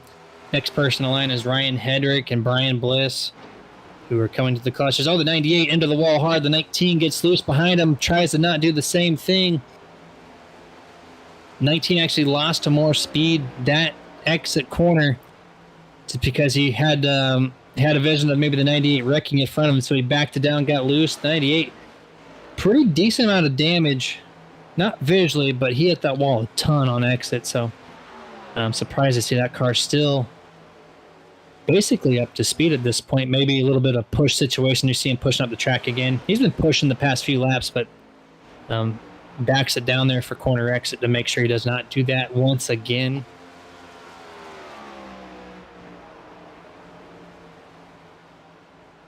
Heading back to Nicholas Moreau, rather, gets around the 47 there of Ryan Hedrick. That's going to put 9th place or 10th place runner right now. Currently 1 lap down, as he's coming up to 2 laps to go. Weather's remained the same. This cloudy situation has not affected the 15 at all. He's done a lot of practice in the sunlight. Gets to the cloudy section, the sun's starting to peak down, and it's not affected that car one bit. Still holds a 5.1 second advantage over his teammate Fred Moreau, who backed up quite a bit on that last pit stop and was unable to charge back forward. You see him right there on your screen. Just now getting out the corner exit is his teammate Nick, already through 3 and 4 at the moment. Coming up to the white flag, that 15 car. Got 4 more corners, and this thing is all said and done. Joshua Johnson on the chats. If my math is right, if they finish like this, the championship should be down to 1 point difference. That's the 67, currently running in 6th place. And Richie Coy back to 12th, which I think you are correct, sir. They both did not lead a lap, so I think it'll be a 1 point difference. Turn 3 and 4 final time. The Martin Sports winning moment will go to Nicholas Moreau in that 15 Chevrolet Camaro, as he brings home the checkered flag for the Las Vegas 250 with complete ease. Just now the 5 is crossing line for 2nd place. 3rd place, Paul Bergoli coming off of turn number 4 just now. Your winner's on the backstretch. 3rd place now crossing the line to complete his 3rd place podium finish. 7 for 7 on the podiums. Mr. Podium Paul, once again, we'll be talking to him a little bit later on as everyone does cycle through. 4th, 5th place just crossed the line now. It really just shows how much of a gap this guy on your screen made to the rest of the field as he's going to do his burnout here. For the 2nd time this season, the 15 finds himself in victory lane. Be good to get a word with him.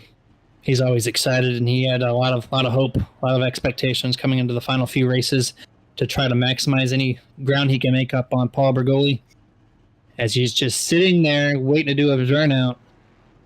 And as he does so, we're going to go over the finishing results tonight. Nicholas Moreau does bring it home. P1, as you've seen. Fred Moreau, second place. Third, Paul Bergoli. Fourth, Wayne Grossi. Fifth place, Sherwood Williford. Sixth place will be James Wallace. Seventh place will be Lane Allen. Eighth place, Brian Bliss. Ninth place, Brody Hanna. And to round out tonight's top 10, Ryan Hedrick. 11th will be Chris Curtis. 12th, Richie Coy. 13th, Josh Mayu. 14th place will be Martin Garreau. Finishing in 15th is Simon Magden. Right behind him in 16th was Alex Murphy. 17th, David Courier. 18th, Alan Crowell. 19th, Justin Diltz. And to round out the top 20, it's going to be Brian Dublé. 21st on back, did not finish, Matthew Fashon. Excellent run there in the top 3. He ends up with a parked car. 21st, 53 laps down. 22nd, Tony Solari, after that only caution light incident, put him out of the race. 23rd, Ryan Chapman with some woes to his car. Not sure exactly what kind of mechanical failure. It brought his race to a close early. 23rd. 24th, Chris Beck. 25th, Chad Lang. 26th, Stephen Lou Allen. And to round out tonight's 27 car lineup, Gil Gawk with an early exit there from the 85 machine. And then we're going to kick it over to one final commercial break as we get our top 3 lined up for their post-race interviews. We'll be back with you guys one more time after a few short messages.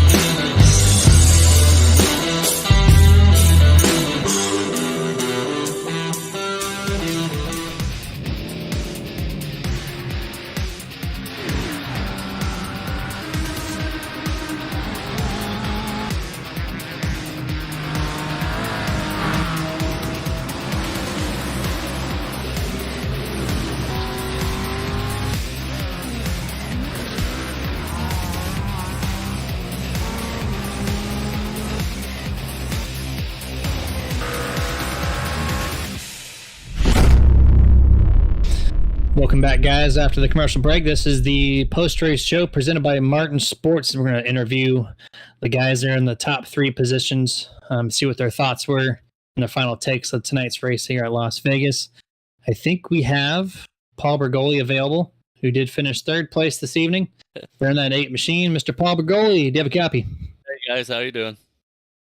Doing pretty good, man. You've been dubbed Podium Paul. Per our producer, Mr. Dustin, 7 for 7 on the podium positions. You get the shrug there from Dustin on the camera. I don't know if you can see him, but I've been called worse. I'll take it.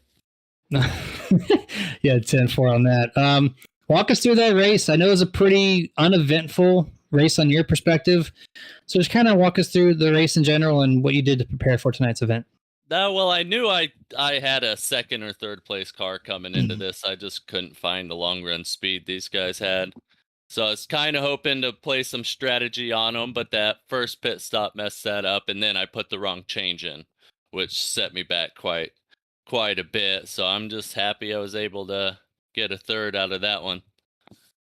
Try to play my cards right, keep it clean.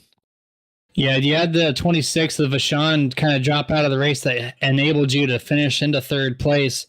Able to keep that points battle, just a little more separation between you and Nick. And with Surfer Plunkett, your partner there, saying Bergolitudes already. Does that mean that you're ready to, come into next week and try to seal the deal here for the championship for 2022? Oh yeah, we got something for them at Homestead. We'll be counting down the days. Yeah, it's just several weeks away. Before we let you go, any final words? Do you want to give a shout out to anybody watching or? Yeah, well, the whole crew for tuning in every week. They are having a good time watching you guys. Watson for keeping me on track, and Lifted Made for keeping me going, and you guys for doing what you do, and the league themselves, man. There's a bunch of good, clean drivers out there. Appreciate racing them every week. Yeah, they really are, and appreciate all the kind words there. Mr. Paul, congratulations once again on third place finish. Go and celebrate it, and we'll see you next Monday. Y'all have a good one. You too. That was your third place finisher. Not sure if we're going to be able to grab our second place finisher, Fred Moreau. So we're going to, I think our race winner, Nicholas Moreau, is ready for his interview. We're going to try to bring him in, talk to our winner tonight. Mr. Nicholas, you have a copy? Yes, sir. Congratulations on that dominating performance here at Las Vegas. Minus the first 10 laps of the run, nobody had anything for you. I just want to kind of walk me through your week. How'd you get prepared for this race, and what did it take to get your whole team set up with really dominant cars out there? Yeah, I found out a lot of speed right today. So yeah, no tire management at all. So I just find out something to keep almost full throttle all tire long. So yeah, pretty happy about the car and very happy about the teammates too. For Fred at least, and yeah, good race overall. Now, when you say almost full throttle, all run long, like, what's that feel like when you're 20 laps into a run with a track that has people lifting substantially in the corners and you're sitting there almost full throttle? What does that feel like? Well, the car was for some reason very, very well balanced. So it was the equal from the lap 10 to 40. So it was pretty easy to manage because it was the same handling all stint long. So yeah, it was keep the bottom as much as possible, stick on the white line, and that's the way to go. There you have it. Final words, man, before we go ahead and let you celebrate with the team for the tonight's victory. Yes, sir. We'll say thanks to Transit and EasyWeb Pro and Lassie Sport too. Thanks for you guys. Very nice race for everyone. So we'll see you hopefully next week. Yes, sir. Looking forward to it as you have some ground to gain. A little bit more. You did a little bit of gaining on Paul this time at the points by a few points anyways. So you still got about 15 points or 14 even away. So we'll be looking forward to you in the next few weeks. Yeah, it's going to be hard, but I try. That's all you can do, man. Give it your best. If you have a car like tonight, I think you might have a shot. Thank you, guys. Yes, sir. You're welcome. Have a good night. And that was your race winner, Nicholas Moreau. I do not think that Fred is going to be here for this post-race interview, so that's going to be a wrap as far as this broadcast is concerned. Pretty solid race for most of those guys out there. There's some guys that had some handling issues, but that comes to be expected when you're racing at Las Vegas. At any state in the race, it is one of the most difficult 1.5 milers on the current NASCAR schedule to get a handle of. So, and these guys overall did a great job, especially that camp there at Miro Motorsports with the perfectly balanced cars, from what Nick was just telling us.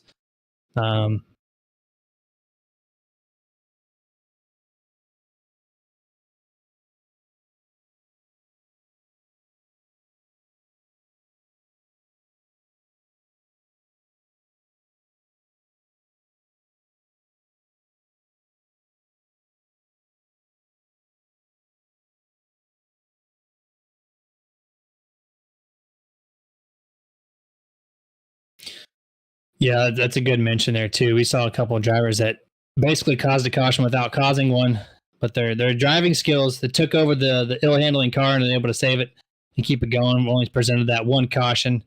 So you guys see it each and every week. FTSR produces a lot of green flag content. Like to do our quick shout outs before we close this interview or this race up tonight. Martin Sports, top quality apparel that makes you look stylish and feel comfortable. See their whole apparel line at martinsports.gg. Got iRacing iFlag. Get notifications fractions of a second faster with all their focus, never leaving the racing action. Visit iracingiflag.com for a full product line. The Butt Kicker. Get that ultimate feel of a race car with your haptic response from the Butt Kicker. Visit their site, thebuttkicker.com, to see a full lineup of haptic products for your sim rig. Moonlight Speed. Get quality, professionally built setups for all your asphalt oval needs. Visit moonlightspeed.com for pricing and packaging. And lastly, Roasted Gems Coffee. Premium coffee beans roasted just for you. Start the day. Oh, you see the gloves there on your screen there for just a moment there from the Martin Sports gloves. Had to mention those out once again. Those things are so nice. And you can find those on swag.nerdtv.gg. But back to saying with Roasted Gems, start your day the right way with Roasted Gems Coffee. Visit roastedgems.com to get a taste. So it's been myself for 90% of this thing. Dustin, thank you for coming through the pre-race and a little bit of the post-race. Much appreciation there. And hopefully next week we'll see my partner crime, Mr. Pashibi Nick, back to my right-hand side as we try to tackle out the last 3 races, at least the 2 races. Since Halloween's going to be a little tricky, I don't think we're going to be here. But for the other 2 races, we'll definitely be here, including the season finale at Homestead. Until then, you guys out there, as always, stay safe and to make sure to get your nerd on.